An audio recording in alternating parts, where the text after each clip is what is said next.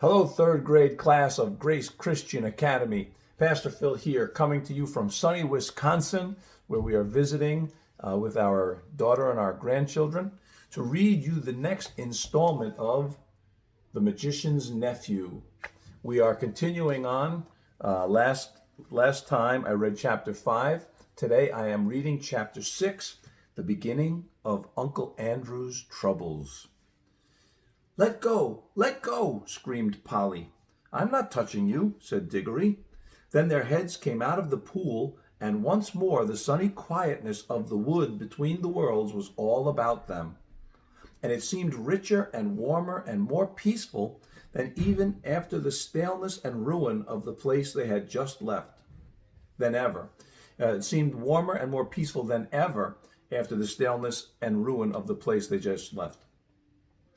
I think that if they had been given the chance, they would again have forgotten who they were and where they came from, and would have lain down and enjoyed themselves, half asleep, listening to the growing of the trees.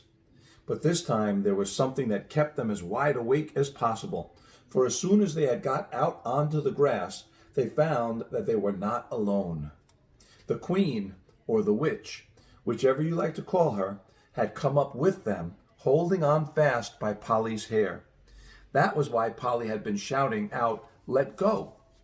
This proved, by the way, another thing about the rings which Uncle Andrew hadn't told Diggory, because he didn't know it himself. In order to jump from world to world by using one of those rings, you don't need to be wearing or touching it yourself. It is enough if you are touching someone who is touching it. In that way, they work like a magnet. And everyone knows that if you pick up a pin with a magnet, any other pin which is touching the first pin will come too. Now that you saw her in the wood, Queen Jadis looked different. She was much paler than she had been, so pale that hardly any of her beauty was left. And she was stooped and seemed to be finding it hard to breathe, as if the air of that place stifled her. Neither of the children felt in the least afraid of her now. Let go of my hair, said Polly. What do you mean by it? Here, let go of her hair at once, said Diggory. They both turned and struggled with her. They were stronger than she, and in a few seconds they had forced her to let it go. She reeled back, panting, and there was a look of terror in her eyes. Quick, Diggory, said Polly. Change rings and into the home pool. Help! Help! Mercy! Cried the witch in a faint voice, staggering after them. Take me with you. You cannot mean to leave me in this horrible place. It is killing me. It's a reason of state, said Polly spitefully, like when you killed all those people in your own world. Do be quick, Diggory. They had put on their rings, on their green rings, but Diggory said, oh, bother, what are we to do? He couldn't help feeling a little sorry for the queen. Oh, don't be such an ass, said Polly. 10 to 1 she's only shamming. Do come on. And then both children plunged into the home pool. It's a good thing we made that mark, thought Polly. But as they jumped, Diggory felt that a large cold finger and thumb had caught him by the ear. And as they sank down and the confused shapes of our own world began to appear, the grip of that finger and thumb grew stronger. The witch was apparently recovering her strength. Diggory struggled and kicked, but it was not of the least use. In a moment they found themselves in Uncle Andrew's study, and there was Uncle Andrew himself, staring at the wonderful creature that Diggory had brought back from beyond the world. And well he might stare. Diggory and Polly stared too. There was no doubt that the witch had got over her faintness, and now that one saw her in our own world, with ordinary things around her, she fairly took one's breath away. In Charn, she had been alarming enough. In London, she was terrifying. For one thing, they had not realized till now how very big she was. Hardly human, was what Diggory thought when he looked at her. And he may have been right, for some say there is a giantish blood in the royal family of Charn. But even her height was nothing compared with her beauty. Her fierceness and her wildness. She looked 10 times more alive than most of the people one meets in London. Uncle Andrew was bowing and rubbing his hands and looking, to tell the truth, extremely frightened. He seemed a little shrimp of a creature beside the witch, and yet, as Polly said afterward, there was a sort of likeness between her face and his, something in the expression. It was the look that all wicked magicians have, the mark, which Jadis had said she could not find in Diggory's face. One good thing about seeing the two together was that you would never again be afraid of Uncle Andrew, any more than you'd be afraid of a worm after you had met a rattlesnake, or afraid of a cow after you had met a mad bull. Pooh, thought Diggory to himself. Him, a magician? Not much. Now she's the real thing. Uncle Andrew kept on rubbing his hands and bowing. He was trying to say something very polite, but his mouth had gone all dry so that he could not speak. His experiment with the rings, as he called it, was turning out more successful than he liked. For though he had dabbled in magic for years, he had always left all the dangers, as far as one can, to other people. Nothing at all like this had ever happened to him before. Then Jadis spoke. Not very loud, but there was something in her voice that made the whole room quiver. "Where is the magician who has called me into this world?" Madam," gasped Uncle Andrew, "I am honored, highly gratified, a most unexpected pleasure. If only I had had the opportunity of making preparations, I... "Where is the magician, fool?" said Jadis. I am, madam.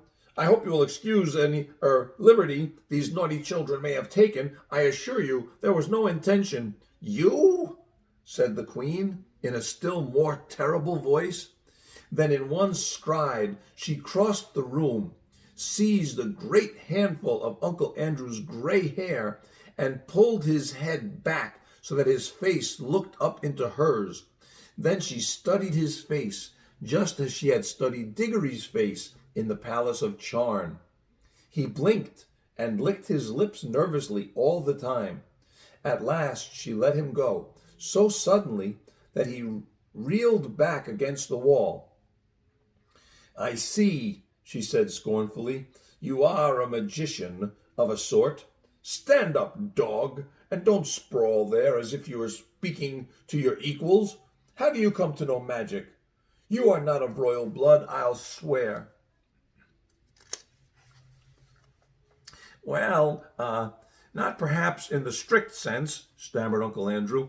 "Not exactly royal, ma'am. The Ketterleys are, however, a very old family, an old Dorchester family, ma'am." "Peace," said the witch. "I see what you are. You are a little peddling magician who works by rules and books. There is no real magic in your blood and heart. Your kind was made an end of in my world 1,000 years ago. But here I shall allow you to be my servant. I should be most happy, delighted to be of any service, a pleasure, I assure you." "Peace, you talk far too much. Listen to your first task. I see we are in a large city. Procure for me at once a chariot, or a flying carpet, or a well-trained dragon, or whatever is useful for royal and noble persons in your land. Then bring me to the places where I can get clothes and jewels and slaves fit for my rank. Tomorrow I will begin the conquest of the world." I'll go and order a cab at once," gasped Uncle Andrew. "Stop," said the witch, just as he reached the door. "Do not dream of treachery. My eyes can see through walls and into the minds of men. They will be on you wherever you go. At the first sign of disobedience, I will lay such spells on you that anything you sit down on will feel like red-hot iron, and wherever you lie in a bed, there will be invisible blocks of ice at your feet. Now go!" The old man went out, looking like a dog with its tail between its legs. The children were now afraid that Jadis would have something to say to them about what had happened in the wood. As it turned out, however, she never mentioned it, either then or afterward. I think, and Diggory thinks too, that her mind was of a sort which cannot remember that quiet place at all. And however often you took her there, and however long you left her there, she would still know nothing about it. Now that she was left alone with the children, she took no notice of either of them, and that was like her too. In Charn, she had taken no notice of Polly till the very end, because Diggory was the one she wanted to make use of. Now that she had Uncle Andrew, she took no notice of Diggory. I expect most witches are like that. They are not interested in things or people unless they can use them. They are terribly practical. So there was silence in the room for a minute or two, but you could tell by the way Jadis tapped her foot on the floor that she was growing impatient. Presently, she said, as if to herself, "What is the old fool doing? I should have brought a whip." She stalked out of the room in pursuit of Uncle Andrew without one glance at the children. "Whew," said Polly, letting out a long breath of relief. "And now I must get home. It's frightfully late. I shall catch it." "Well, do come back as soon as you can," said Diggory. "This is simply ghastly, having her here. We must make some sort of plan." "That's up to your uncle now," said Polly. "It was he who started all this messing about with magic." "All the same, you will come back, won't you? Hang it all, you can't leave me alone in a scrape like this." "I shall go home by the tunnel," said Polly, rather coldly. "That'll be the quickest way. And if you want me to come back, hadn't you better say you're sorry?" "Sorry?" exclaimed Diggory. "Well, now, if that isn't just like a girl, what have I done?" "Oh, nothing, of course," Polly said sarcastically. "Only nearly screwed my wrist off in that room with all the waxworks like a cowardly bully. Only struck the bell with the hammer like a silly idiot. Only turned back in the wood so that she had time to catch hold of you before we jumped into our own pool. That's all." "Oh," said Diggory, very surprised. "Well, all right. I'll say I'm sorry. And I really am sorry about what happened in the waxworks room. There, I've said I'm sorry. And now do be decent and come back. I shall be in a frightful hole if you don't." "I don't see what's going to happen to you. It's Mr. Ketterly who's going to sit on red-hot chairs and have ice in his bed, isn't it?" "It isn't that sort of thing," said Diggory. "What I'm bothered about is Mother. Suppose that creature went into her room. She might frighten her to death." "Oh, I see," said Polly in a rather different voice. "All right. We'll call it Pax. I'll come back if I can, but I must go now." And she crawled through the little door into the tunnel, and that dark place among the rafters, which had seemed so exciting and adventurous a few hours ago, seemed quite tame and homely now. We must now go back to Uncle Andrew. His poor old heart went pit-a-pat as he staggered down the attic stairs, and he kept on dabbing at his forehead with a handkerchief. When he reached his bedroom, which was the floor below, he locked himself in, and the very first thing he did was to grope in his wardrobe for a bottle and a wine glass, which he always kept hidden there where Aunt Letty could not find them. He poured himself out a glassful of some nasty grown-up drink and drank it off at one gulp. Then he drew a deep breath. "Upon my word," he said to himself, "I'm dreadfully shaken, most upsetting, and at my time of life." He poured out a second glass and drank it too. Then he began to change his clothes. You have never seen such clothes, but I can remember them. He put on a very high, shiny, stiff collar of the sort that made you hold your chin up all the time. He put on a white waistcoat with a pattern on it and arranged his gold watch chain across the front. He put on his best frock coat, the one he kept for weddings and funerals. He got out his best tall hat and polished it up. There was a vase of flowers put there by Aunt Letty on his dressing table. He took one and put it in his buttonhole. He took a clean handkerchief, a lovely one, such as you couldn't buy today, out of the little left-hand drawer and put a few drops of scent on it. He took his eyeglass with the thick black ribbon and screwed it into his eye. Then he looked at himself in the mirror. Children have one kind of silliness, as you know, and grown-ups have another kind. At this moment, Uncle Andrew was beginning to be silly in a very grown-up way. Now that the witch was no longer in the same room with him, he was quickly forgetting how she had frightened him and thinking more and more of her wonderful beauty. He kept on saying to himself, "A dem fine woman, sir, a dem fine woman, a superb creature." He had also somehow managed to forget that it was the children who had got hold of this superb creature. He felt as if he himself, by his magic, had called her out of unknown worlds. "Andrew, my boy," he said to himself, as he looked in the glass, "you're a devilish well-preserved fellow for your age, a distinguished-looking man, sir." You see, the foolish old man was actually beginning to imagine the witch would fall in love with him. The 2 drinks probably had something to do with it, and so had his best clothes. But he was, in any case, as vain as a peacock. That was why he had become a magician. He unlocked the door, went downstairs, sent the housemaid out to fetch a hansom. Everyone had lots of servants in those days, and looked into the drawing room. There, as he expected, he found Aunt Letty. She was busily mending a mattress. It lay on the floor near the window, and she was kneeling on it. "Ah, Letitia, my dear," said Uncle Andrew, I have to go out. Just lend me £5 or so. There's a good gel." Gel was the way he pronounced girl. "No, Andrew dear," said Aunt Letty, in her firm, quiet voice, without looking up from her work. "I've told you times without number that I will not lend you money." "Now, pray, don't be troublesome, my dear gel," said Uncle Andrew.